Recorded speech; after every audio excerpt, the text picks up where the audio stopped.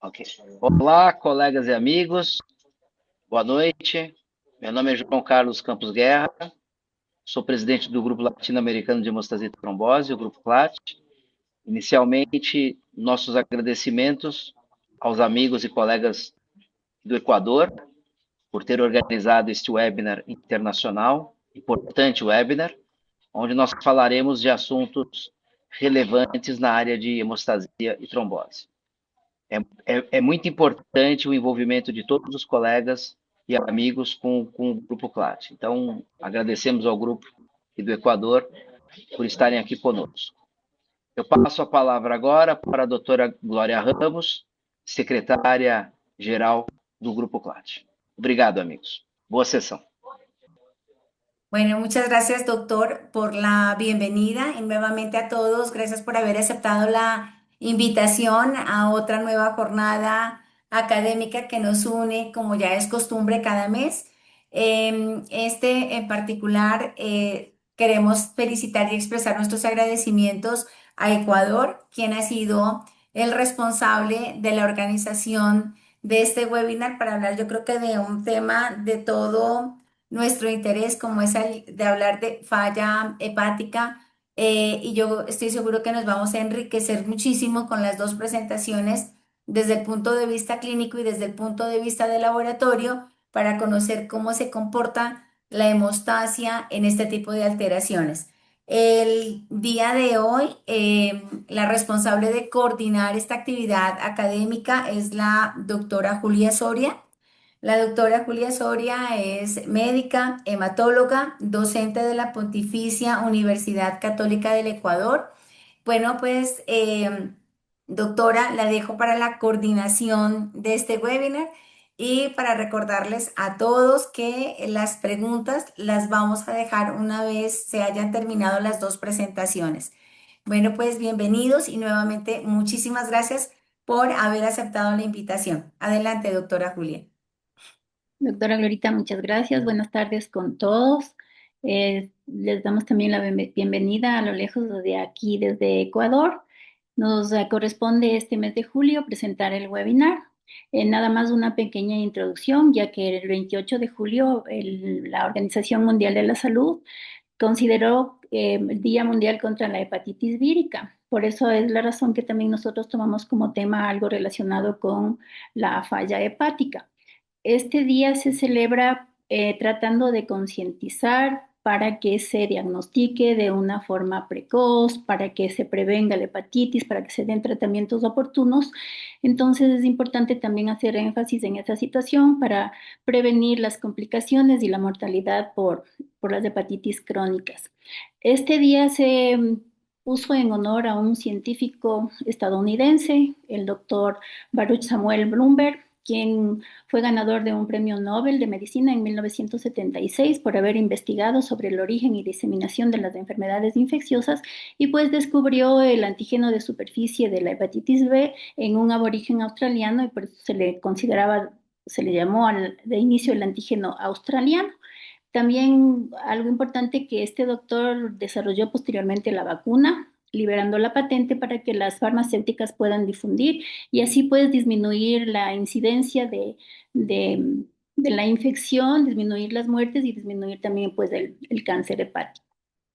Con esta pequeña introducción, pues yo me permito presentar a la doctora Cristina Aguirre. Ella es médica gastroenteróloga, especializada en gastroenterología pediátrica. También es docente de la universidad, docente de posgrado y trabaja como especialista en el hospital pediátrico, en el hospital, un importante hospital en Quito, el Hospital Vaca Ortiz. El tema que ella nos va a presentar es justamente falla hepática aguda pediátrica, alteraciones de la coagulación. Posteriormente nos hablará la doctora Pamela Basantes. Ella es médica especialista en patología clínica con experiencia en aseguramiento de la calidad, directora médica y médica ocupacional de los laboratorios Rio Lab y es docente universitaria. El tema de ella pues será enfocado más en la parte del laboratorio preanálisis en las pruebas de hemostasia y coagulación, claves para garantizar resultados confiables. Con esto, pues agradeciendo mucho a las doctoras por su participación, estamos listos para escuchar a la doctora Cristina Aguirre. Muchísimas gracias. Buenas tardes, muchas gracias por la invitación. Bueno, tomando las palabras de la doctora, realmente para nosotros en nuestro hospital es muy importante un abordaje inicial adecuado para garantizar o brindar, tener un abanico de opciones en el diagnóstico y tratamiento de la hepatitis aguda. Bueno, muchas gracias. El día de hoy vamos a hablar acerca de la falla hepática aguda pediátrica y las alteraciones en la coagulación. Durante los últimos años se ha venido hablando sobre el INR como un determinante para la coagulación y para el riesgo de sangrado. Sin embargo, ahora las últimas publicaciones hablan acerca de la hemostasia rebalanceada, que es a la cual nos vamos hoy a concentrar un poquito más. Dentro de los objetivos en los cuales vamos a tratar el día de hoy es recordar la definición y la etiología frecuente de la hepatitis, de la falla hepática aguda, comprender su fisiopatología, explicar la hemostasia rebalanceada o reequilibrada, comprender por qué el INR no predice el sangrado y revisar el manejo actual.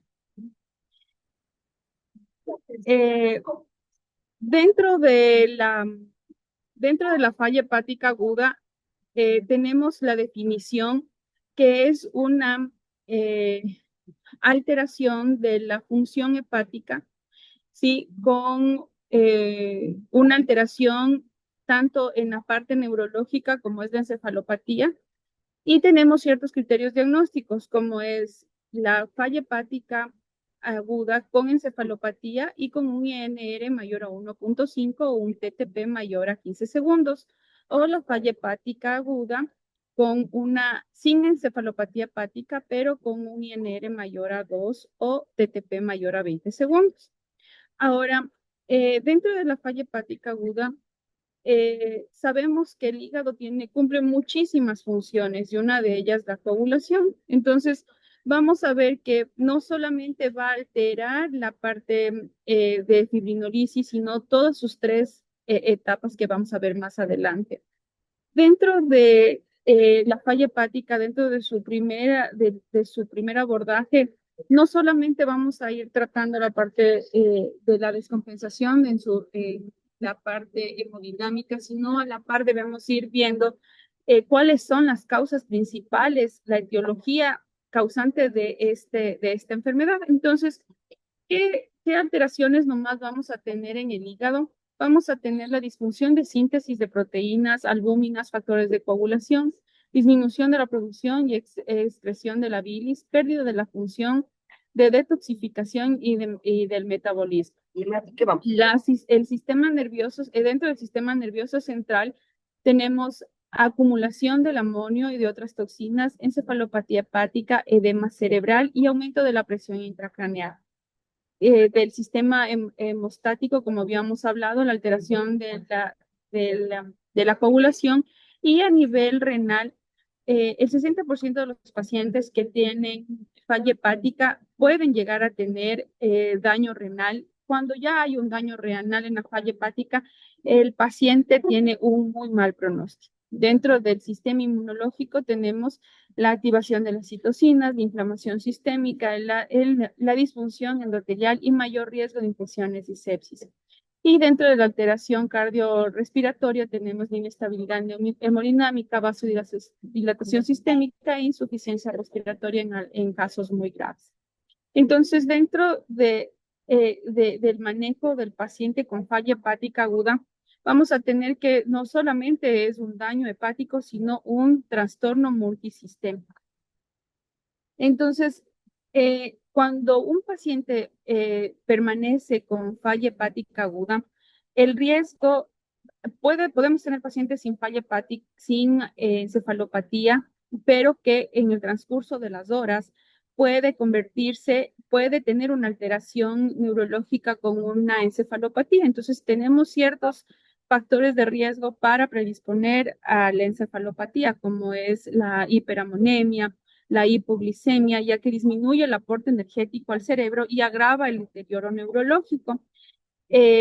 También la hiperperfusión. Cuando el paciente ingresa por la emergencia, siempre que es lo que queremos tener es un niño hidratado. Sin embargo, en estos pacientes hay que tener mucho cuidado con la hiperhidratación porque puede llegar a darnos un edema cerebral. Ahora, en pediatría es muy difícil evaluar al paciente con encefalopatía. Sin embargo, hay recursos y hay tablas como es la de Westhaven, esta escala que nos ayuda al paciente, al niño escolar y al adolescente a evaluar según sus síntomas clínicos. Sin embargo, en los niños lactantes, la irritabilidad, el llanto inconsolable, el rechazo a la alimentación y la disminución del nivel de conciencia nos ayuda mucho. Entonces, dentro de la clasificación de la falla hepática aguda, hay varias clasificaciones. Sin embargo, la clasificación de O'Grady nos ayuda a identificar cuáles son, según sus tiempos, a qué clasificación nos estamos rigiendo y cómo podemos actuar y qué complicaciones vamos a tener.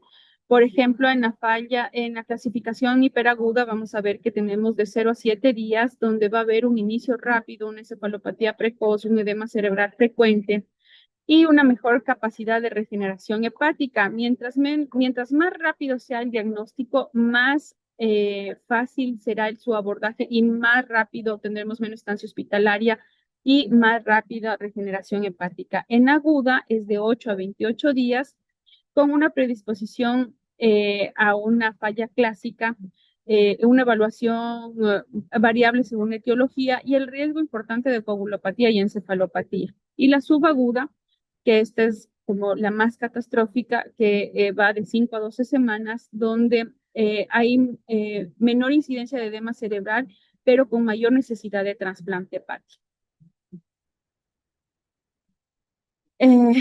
Como les había mencionado antes, dentro de la fisiología de la falla hepática aguda, tenemos que identificar principalmente cuál es la etiología para poder hacer un abordaje terapéutico adecuado. La etiología dependerá de la geografía a dónde está el paciente ubicado, por lo cual principalmente en Medio Oriente son las principales causas de falla hepática aguda, las infecciones virales por virus hepatotropos y no hepatotropos, y así dependerá de lugares donde el niño esté para que para que identificar su etiología. Tenemos la famosa toxicidad hepática mediada por paracetamol, por plantas, por tóxicos de forma herbolaria, tal vez las metabólicas, deficiencia de acetilcoenzima, deshidrogenasa, defectos del ciclo de la urea, galactosemia, tirosinemia. En los niños adolescentes tenemos en nuestro país, aquí en el Ecuador, varios reportes de falla hepática aguda o secundaria a hepatitis autoinmune, los cuales responden fabulosamente a dosis de corticoides, a pulsos de corticoides y salen muy bien de la terapia intensiva tras una falla hepática aguda. Las vasculares y las más preocupantes, las indeterminadas, que pueden llegar a ser entre el 20 y el 30%. Ahora, el inicio de la cascada de inflamación provoca su estrés oxidativo, una disfunción mitocondrial y consecuente apoptosis y necrosis del parénquima hepático. Su consecuencia inicial será la disminución brusca de la función hepática excretora. Si el paciente cuando llega, siempre llega itérico, llega con sus transaminasas elevadas, llega con sus tiempos prolongados, y el paciente que ingresa con transaminasas elevadas y a los 2-3 días ha caído su TP y su TTP, ese paciente va muy mal, su parénquima ha perdido ya de la masa hepática funcional. Dentro de las alteraciones hepáticas centrales tenemos que hay una disfunción hepática dentro de la síntesis, dentro de la producción de bilis, del metabolismo, una hiperamonemia, sí, causada por una producción intestinal del amonio y una disminución de la detoxificación hepática, un amonio elevado en sangre que atraviesa la barrera hematoencefálica y provoca un edema cerebral y una disfunción neuronal. Así también tenemos la respuesta inflamatoria sistémica con liberación de las citocinas, una activación inmune sistémica y una disfunción endotelial y vasodilatación. Ahora, ¿qué es lo que nos recomienda la LASPAGAN? Que es al inicio de la solicitud de los exámenes de laboratorio.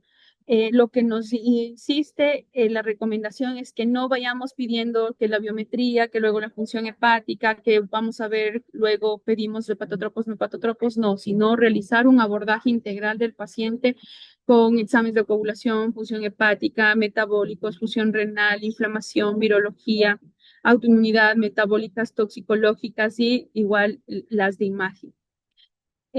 Además, dentro de las recomendaciones están realizar todo concomitante, no esperar que salga un examen como para continuar con el otro. Dentro del cuadro clínico, como les había dicho, el niño va a llegar puede llegar con malestar, puede llegar con náusea, vómitos, ictericia, dolor abdominal, somnolencia, ¿sí? Su hipoglicemia, pero todo esto podrá llegar a tener horas, ¿sí? Puede llegar a tener horas y días, ya si es una subaguda, semanas, pero la actuación debe ser súper temprana y muy rápida. De tal manera que las recomendaciones internacionales nos dicen que no todo niño con una falla hepática aguda debe someterse a sedación o ventilación mecánica de rutina, sino evaluando el caso de cada paciente según sus tiempos y según sus descompensaciones. Asimismo, una vez que presenta sus descompensaciones, actuar en ese momento, mantener el control de su temperatura, mantener un antibiótico profiláctico temprano, y la ventilación mecánica estará designada solamente a pacientes que tengan un riesgo de infección pulmonar o alguna alteración neurológica como la encefalopatía 3 o 4. Ahora, el paciente con falla hepática aguda, este cuadro cursa en días y horas y a veces como clínicos no alcanzamos a determinar la etiología y el paciente fallece. En el hospital tuvimos entre el 2021 y 2022 algo curioso, que tuvimos una presencia.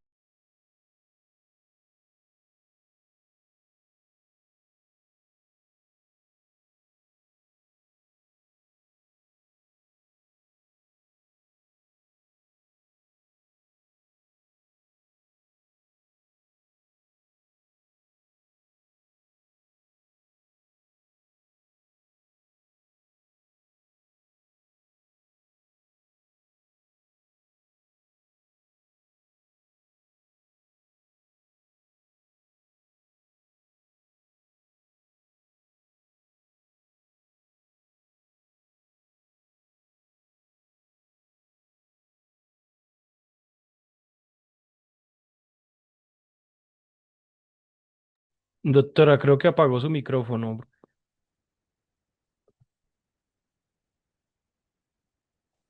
Parece que se desconectó. ¿Ella no es la que está presentando? Sí. eh, Se desconectó. Parece que tuvo algún problema con el internet. Ya estoy viendo qué pasó.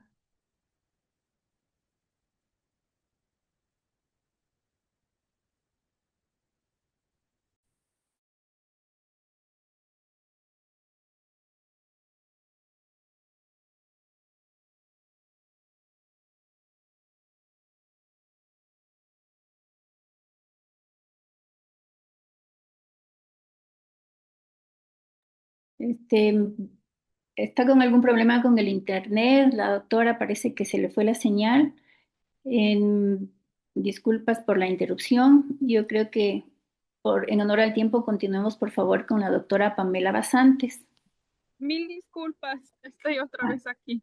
ya, Se me ya. desconectó el internet. Mil disculpas. Gracias, doctora. Bueno, como les estaba comentando, si me ayudas, dame por favor con en la diapositiva donde me quedé antes. Muchas gracias.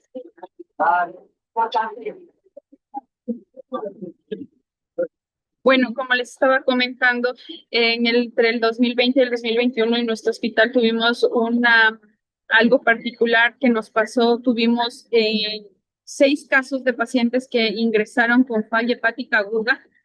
Eh, venían ictéricos, encefalopáticos y con tiempos prolongados, mayor a 1.5.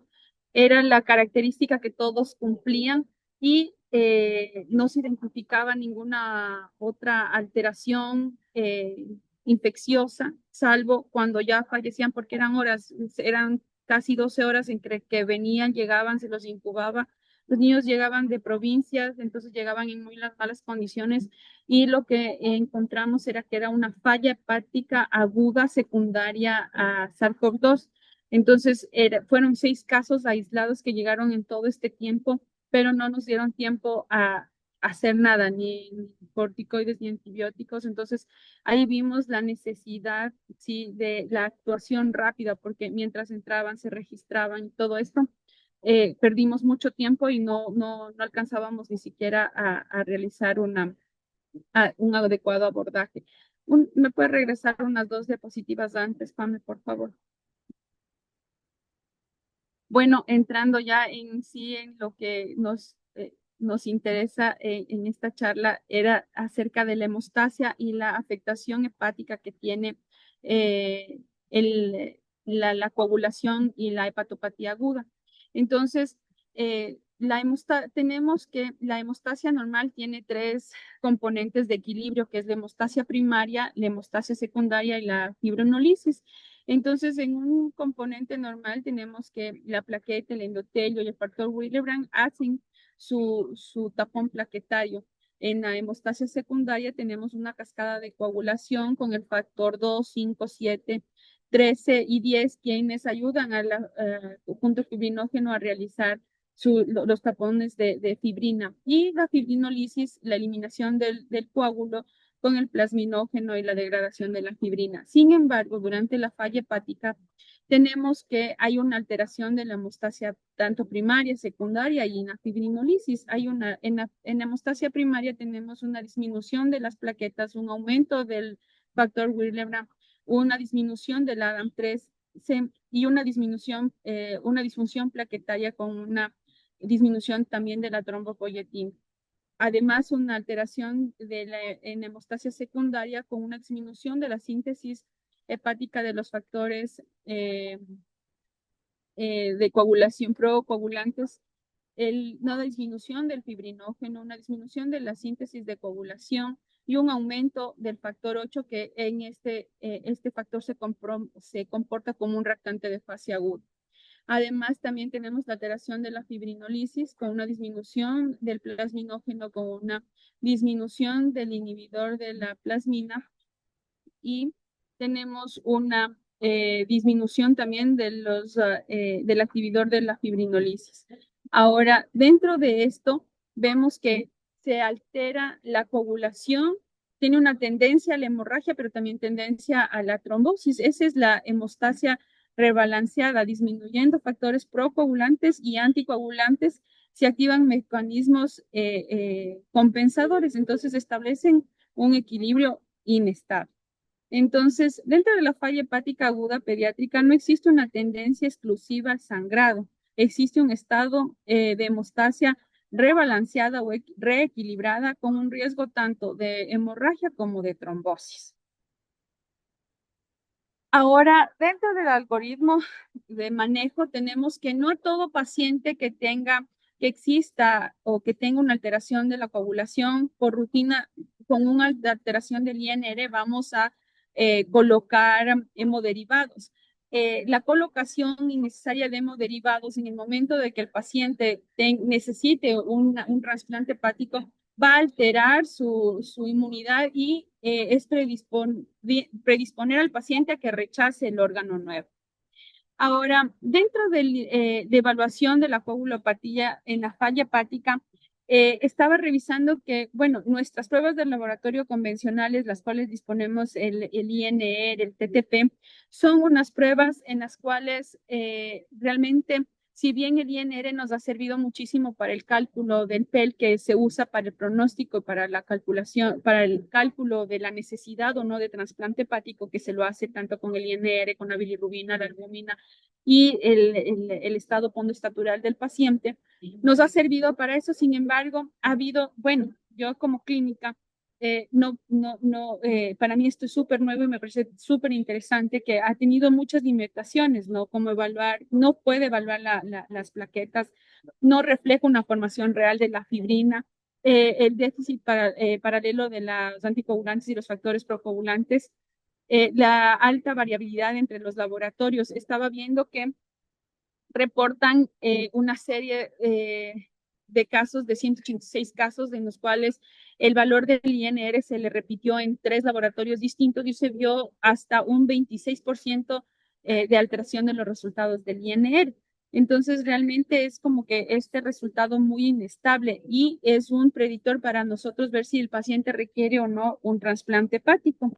Ahora estaba revisando que hay ensayos de hemostáticos viscoelásticos, los cuales son la tromboelastografía y la tromboelastometría rotacional, que son súper interesantes. Bueno, para mí realmente, como quizás no disponíamos antes, ahora ya disponemos tromboelastografía. Sin embargo, para mí realmente me pareció súper chévere esto que nos permite medir todo el ciclo de la estabilidad del coágulo, desde su inicio, cómo se mantiene y luego el efecto de cuánto va a demorarse la lisis del coágulo. Entonces, esto nos ayuda muchísimo para nosotros como clínicos saber a qué paciente vamos a transfundir, qué paciente requiere inicio de hemoderivados, qué paciente se va a beneficiar de todo esto. Entonces, realmente el INR, si bien sí nos ha ayudado mucho, pero estos hemostáticos viscoelásticos me parece una ayuda maravillosa para nosotros como clínicos. Muchas gracias. Puedes darle otro clic a ahí está. Entonces, dentro de este cuadro quería como dejarles al final un mensaje de que no, en el falla hepática aguda pediátrica, el INR mide la enfermedad del hígado, pero la tromboelastografía y la tromboelastometría rotacional miden la capacidad real del paciente para coagular. Entonces, esta es mi presentación. Les agradezco muchísimo por su atención. Muchas gracias, doctora Cristina. Estamos atentos para escucharle a la doctora Pamela Basante. Buenas tardes con todos. Para mí es un gusto poder dar un poco de información con respecto a mi área, a mi especialidad, que es la patología clínica. Es un médico que desde el laboratorio está dando información para todos los médicos clínicos. Muchas gracias por la invitación, doctora Martita, doctora Juli. Les agradezco mucho por haberme tomado en cuenta. En esta ocasión vamos a hablar del preanálisis en las pruebas de hemostasia y coagulación claves para garantizar resultados confiables. Los objetivos van a ser identificar las variables que pueden afectar a las pruebas de hemostasia, conocer las técnicas adecuadas de la toma de muestra, la preparación adecuada del paciente e identificar las claves para garantizar resultados confiables. Me parece que no se ve. Ahí ya se ve la presentación. Sí, doctora, estamos viendo. Muchas gracias. Un dato importante que me pareció de la presentación anterior, que decíamos que habían encontrado una diferencia hasta del 26% entre un laboratorio y otro con respecto a los resultados, lo cual nos hace pensar, bueno, y en realidad, ¿cuál laboratorio tendrá la razón?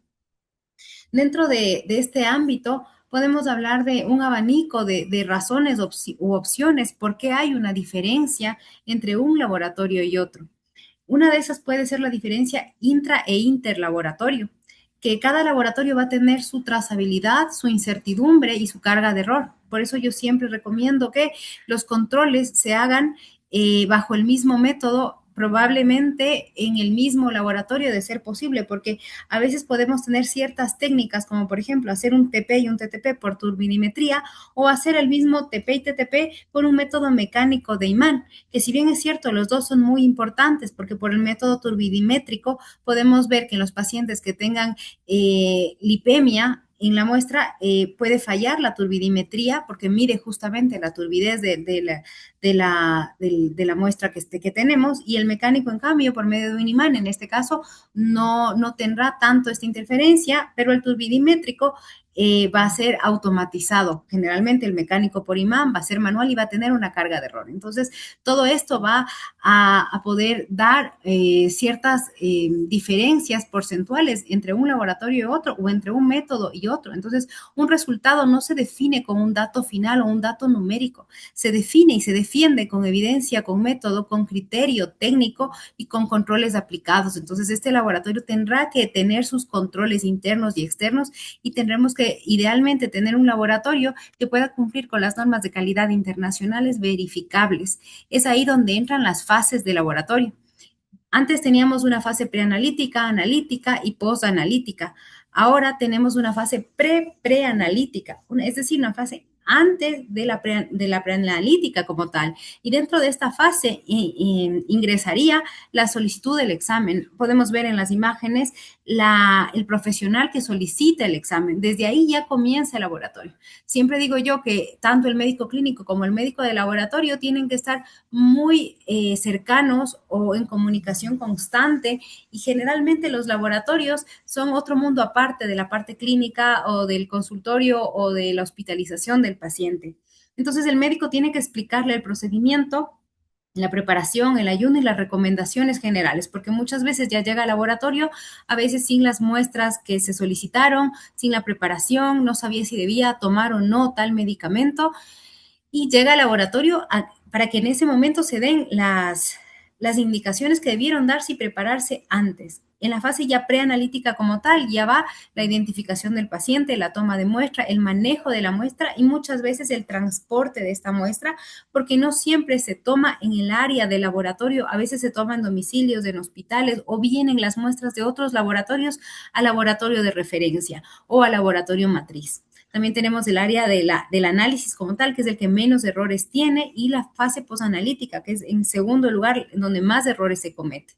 Entonces, el preanálisis son los procesos que comienzan cronológicamente a partir de la petición del médico clínico y que incluyen la petición física, la preparación del paciente, la recogida de la muestra primaria, el transporte hasta allá el interior del laboratorio, inclusive la centrifugación y toda la preparación previa para que se dé lugar al proceso analítico, cumpliendo con un grado de calidad con los requisitos o las recomendaciones estandarizadas para evitar este tipo de cambios y variabilidades que pueden haber de un equipo a otro. Yo siempre recomiendo que en todo laboratorio tienen que haber por lo menos 2 equipos que hagan exactamente lo mismo para confirmación de resultados. Puede ser con 2 métodos distintos mejor para que se pueda correlacionar mejor este resultado del paciente. Siempre lo vemos como una persona. Así a nosotros nos lleguen tubos o muestras, esa muestra es de alguien, es de una mamá, de un papá, de un hermano, de un hijo, de una persona que es muy importante para alguien. Entonces, así se deben recibir cada una de las muestras de laboratorio. La distribución de los errores en el proceso de laboratorio nos da el 75% en el preanálisis, es decir, es lo más importante tomar con muchas pinzas. Errores en la solicitud, en la identificación, en el ingreso de los exámenes, en la toma de muestras, en el transporte y recepción. Ahí es donde la mayoría de casos de errores suceden. Y así como el 75% de los errores se cometen en el preanálisis, el 75% de las decisiones médicas se toman con base a un resultado de laboratorio. Entonces, es una responsabilidad muy importante tener resultados confiables. ¿Cuáles son las causas de las variaciones de los resultados? Tenemos que tomar en cuenta que hay la fluctuación cronobiológica, es decir, no todas las pruebas se pueden hacer a cualquier hora. No es lo mismo hacerles en la mañana, en la tarde o en la noche, dependerán a veces del ciclo menstrual, del sexo, de la edad, de la posición, inclusive en la que se tome la muestra, de la actividad física, si la hizo o no el día anterior, qué tipo de ayuno tuvo, cuántas horas, el uso de ciertos fármacos terapéuticos o no. Inclusive tenemos rangos de referencia que cambian según la edad y el sexo del paciente. Entonces, es fundamental tener determinado en qué condiciones viene el paciente, saber un poco de la información clínica de este paciente. Tenemos también que saber que hay factores que pueden aumentar las proteínas de la coagulación, como es el caso, un ejemplo sería, por ejemplo, el factor 8. Cuando hay estrés, inflamación, infección, trauma, cirugía, puede llegar a afectarse el factor 8 y por ende los factores, otros factores o también con esa alteración, los tiempos de coagulación, por ejemplo, TP y TTP pueden venir alterados. Entonces, puede ser que en ese momento el paciente tuvo una inflamación, una infección o algo que no nos dimos cuenta, mandamos a hacer tiempos y probablemente nos salió alterado. Mando a hacer en otro laboratorio o en el mismo laboratorio después y ya hay una diferencia, probablemente sin haber hecho alguna intervención, pero ya hay una diferencia. Tenemos factores hormonales como el ciclo menstrual, el embarazo, la menopausia. Sabemos también que la dieta o alimentos ricos en vitamina K pueden afectar la coagulación, el consumo de vino que inhibe la agregación plaquetaria o los medicamentos que puede estar tomando el paciente. Y todo esto es importante interpretar no solamente una prueba aislada como tal, sino que al paciente en sí correlacionarlo con la clínica y tener una comunicación directa con el laboratorio para mejorar la calidad de los resultados. Porque puede ser que podamos repetir la muestra, confirmar un resultado mejorando las condiciones preanalíticas de la muestra. Así también pueden afectarse otros factores, como es el factor 7. Al haber una inflamación se altera el endotelio vascular y promueve un estado protrombótico con una liberación del factor tisular que se une al factor 7 y por ende podemos tener ciertas otras alteraciones. Como decíamos hace un momento, podemos ver afectado el TP, el INR, el TTP, dependiendo cómo ha alterado los factores de la coagulación. Sabemos que también el dímero D puede estar aumentado en casos de inflamación y estos resultados pueden llegar a darnos a entender o no reflejar una coagulopatía existente y enmascarar ciertos cuadros de estados trombóticos subyacentes. Entonces, es fundamental siempre correlacionar el contexto clínico del paciente, no solo descartar con un resultado de un TP o de un INR ciertas patologías que pueden estar presentes. Dentro de los factores también que influyen, la toma de la muestra es fundamental. Parecería que el laboratorio es una parte pequeñita de todo el contexto del manejo del paciente, pero es fundamental que el laboratorio esté consciente de que una muestra insuficiente, una muestra incorrecta, inadecuada, una identificación incorrecta, puede llegar a tener problemas con el resultado, inclusive el transporte y el acondicionamiento de la muestra. ¿Cómo le mantengo la muestra si es que todavía no le voy a procesar? Hay guías estandarizadas que nos dicen cuál es el máximo y el mínimo que puede llenar el tubo. Una relación 9:1 siempre tiene que ser respetada, evitar coágulos. Muchas veces se coagula la muestra y se manda con coágulo al equipo y vamos a tener un resultado muy diferente a la realidad del paciente. La identificación de los especímenes, confirmar datos, etiquetado correcto, tratar de ser todo lo más automatizado posible para que nuestra muestra biológica sea adecuada y correcta y en relación a lo que está pasando con el paciente. Ya hay varios estudios clínicos que nos han dicho que los errores preanalíticos se cometen y se cometen a diario, siendo los más importantes muestra coagulada, muestra hemolizada o un volumen de muestra inadecuado. Entonces, la cantidad del reactivo anticoagulante que puede estar en el tubo tiene que ser adecuada a la cantidad de sangre en relación proporcional que se tome en la muestra. Muchas veces también tenemos problemas por una mala elección de la vena. Tenemos que anatómicamente considerar la vena media, la cefálica, la basílica, que son las que debemos tomar las muestras tanto en mano como en brazo.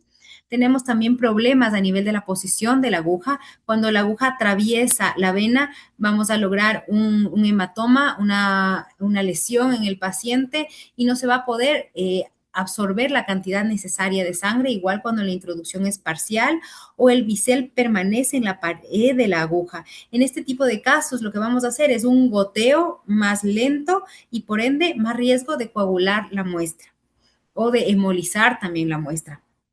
En el laboratorio, creo que todos nos hemos tomado alguna vez una muestra de sangre. Es usual ver que el uso del torniquete es en cada paciente.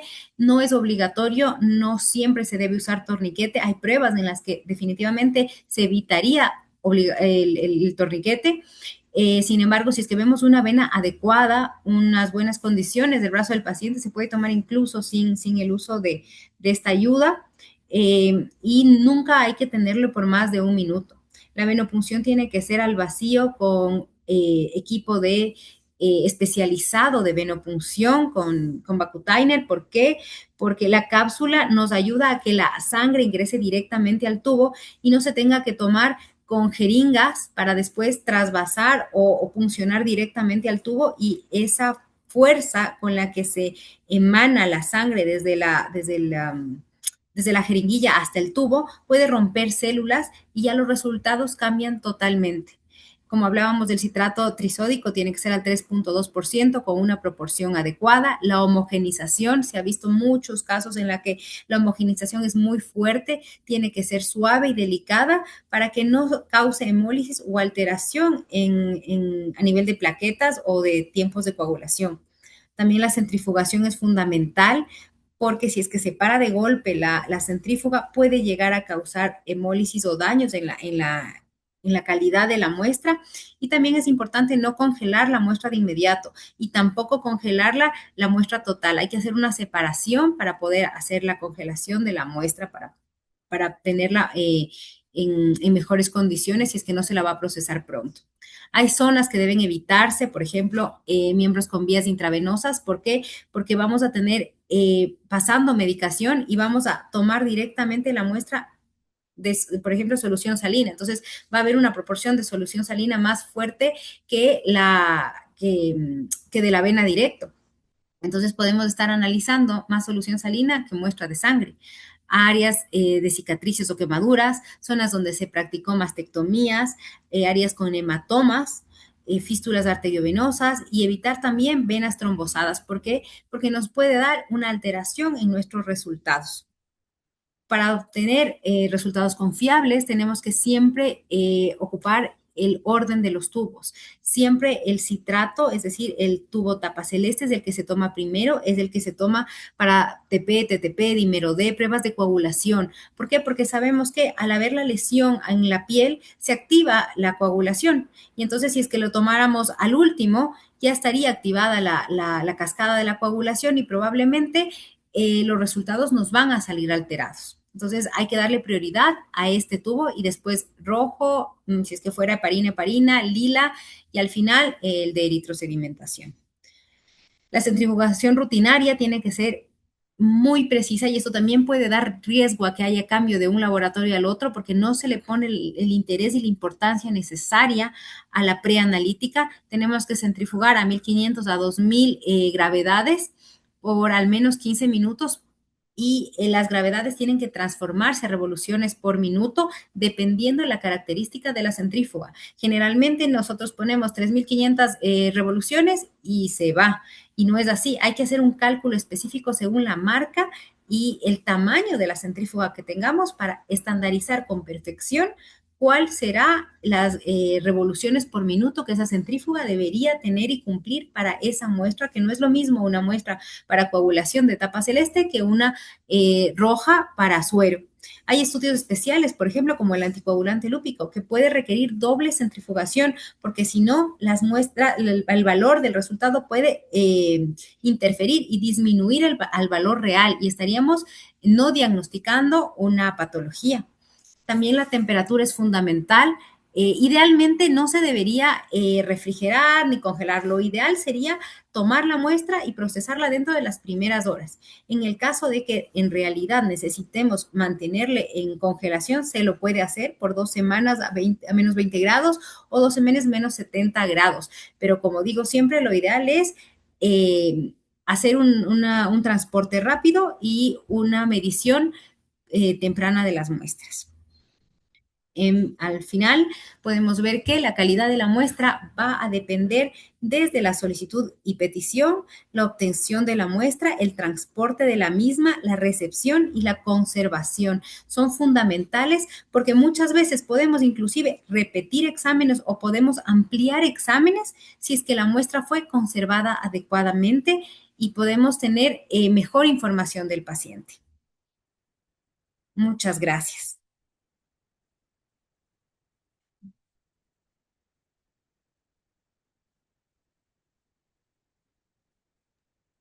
Muchas gracias, doctoras, por la presentación. Estamos abiertos a preguntas. Si que hay alguna pregunta de los asistentes, por favor.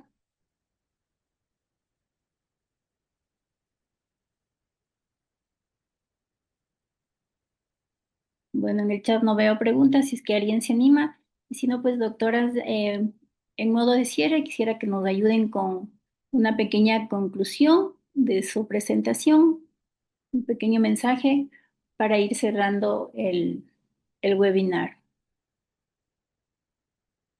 Doctora Cristina, te escuchamos, por favor. Bueno, muchas gracias por la invitación, gracias a todos por la asistencia. Dentro de lo que es la falla hepática aguda, la clave siempre va a ser una detección oportuna, una solicitud de exámenes a la par, no solamente en búsqueda de la descompensación, sino en búsqueda de la etiología y una gama de exámenes los cuales abarquen tanto la parte hepática, pancreática, renal, síntesis de proteínas, la coagulación, para poder identificar qué descompensación tenemos y poder actuar a tiempo. Pienso que estas reuniones nos enriquecen a todos, a nosotros como clínicos y ustedes como la parte importante, que nosotros si sospechamos algo, ustedes nos confirman. Creo que tener estas reuniones me enriquece muchísimo a entender a mí como clínica lo importante de la solicitud de ciertos exámenes, así como ir a aprender que existen otros exámenes que nos pueden facilitar a nosotros mucho el tratamiento con nuestros pacientes. Muchas gracias. Gracias, doctora Cristina. En el chat hay una pregunta para que nos ayude Pamela, por favor. Dice, la agregación plaquetaria, ¿hasta qué hora se podría tomar? Entiendo tal vez que es en la hora, en el día en la mañana, condiciones preanalíticas. Entiendo que se está refiriendo a eso.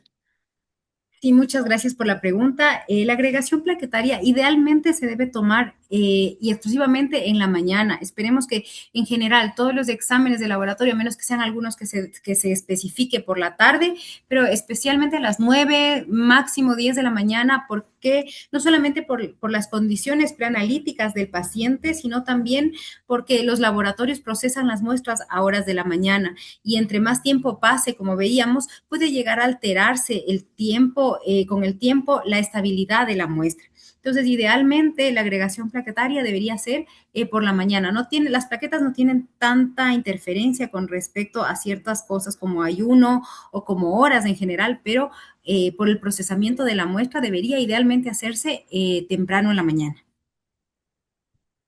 Gracias, doctora Pamela.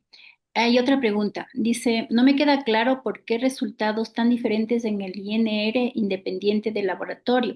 La técnica y reactivos utilizados siempre y cuando el ISI del reactivo sea el adecuado.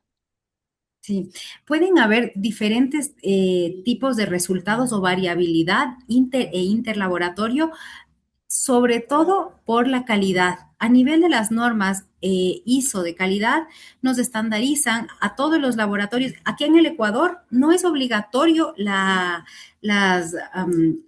la calidad a nivel externo, en controles externos. A nivel de controles internos, sí, pero no siempre se lleva. Es decir, el laboratorio tiene que tener la capacidad de demostrar su resultado respaldando en controles de calidad y no todos lo tienen o no todos lo hacen correctamente. Es decir, tenemos que contraponernos contra otros laboratorios, mandar nuestros resultados y que un ente externo nos califique de alguna manera y ver que nosotros sí tengamos la competencia técnica y cumplamos con el control externo de calidad, que no siempre se hace.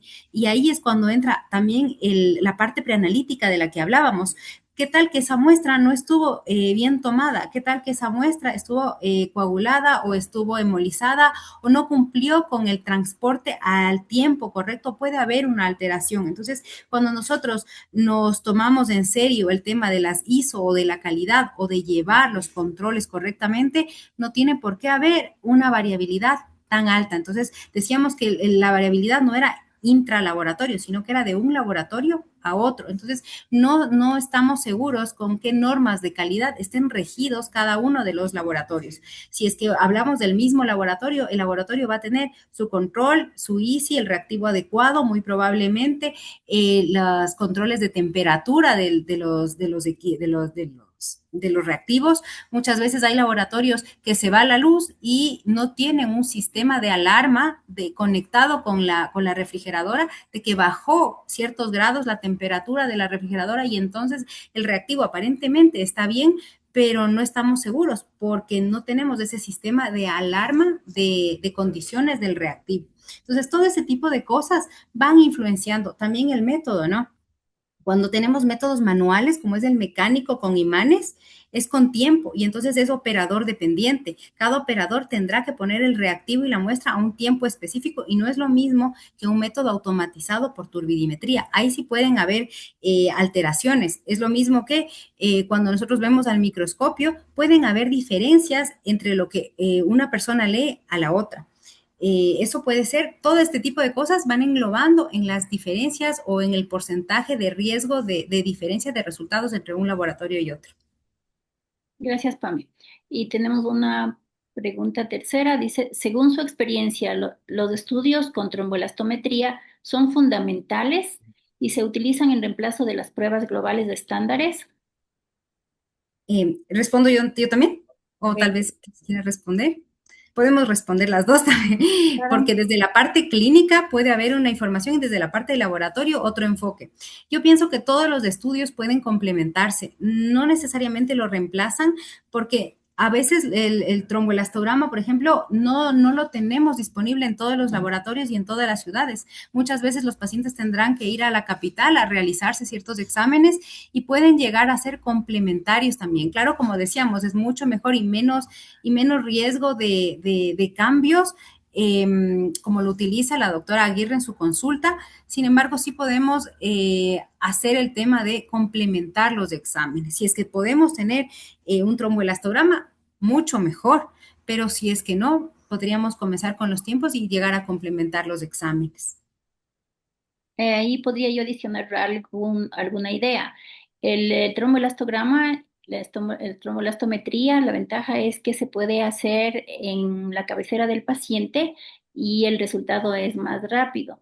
Entonces ayuda muchísimo y nos da una interpretación global, como decíamos, de la formación del coágulo, de la hemostasia. Entonces esa sería una ventaja.